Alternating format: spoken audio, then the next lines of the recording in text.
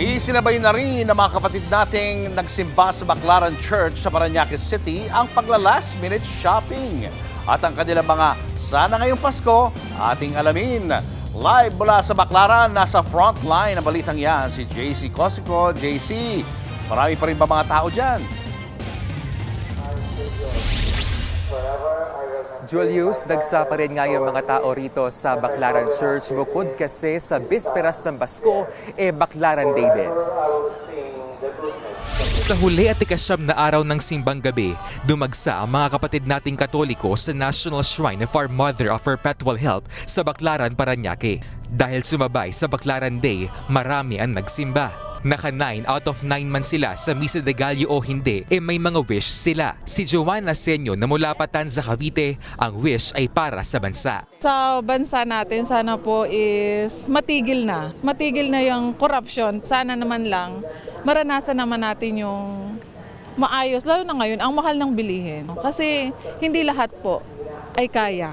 Ang iba, hindi lang basta wish, may panawagan din. Sana unahin ninyong tumulong bago kayo mangurakot sa bansa. Panagutin yung mga dapat managot. Sana may makulong para sampulan natin. Meron namang nag-wish para sa kanilang sarili at pamilya. Maging malusog po.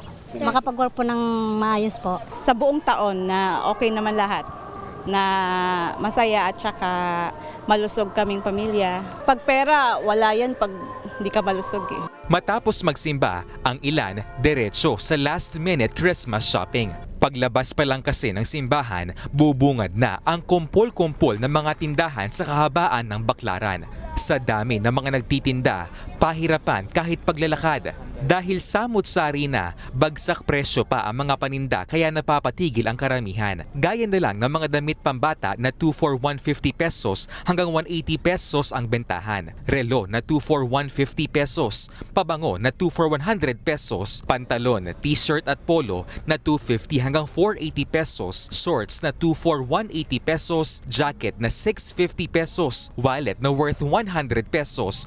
Pati sandals at sapatos na 150 hanggang 450 pesos depende sa klase. Pwede pa yang tawaran. At kahit pa maraming tao, daing ng ilang tendera, matumal daw ngayon ang benta. Mas pinipili na raw kasi ng karamihan mag-online shopping. Hindi po namin ramdam na December ngayon, sobrang tumal po. Umaasa naman silang lalakas ang benta ngayong araw hanggang bukas sa mismong araw ng Pasko. May mga pulis naman dito sa paligid ng simbahan para nga masiguro yung security.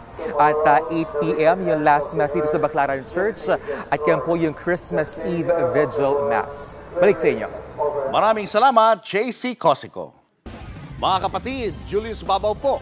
Para sa komprehensibo at makabuluhang balitaan at talakayan, mag-follow at mag-subscribe na sa social media pages ng News 5.